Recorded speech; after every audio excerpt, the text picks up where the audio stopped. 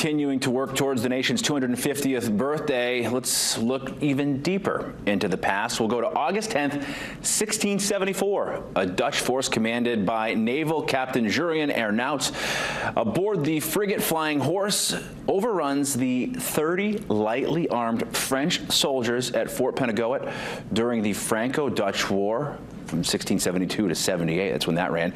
The Dutch also seized the French military headquarters there. Pentagoet, located on the Bagaduce River at the current site of the town of Castine, at the time is the capital of the French colony of Acadia. The Dutch renamed the colony Nova Hollandia, Latin for New Holland.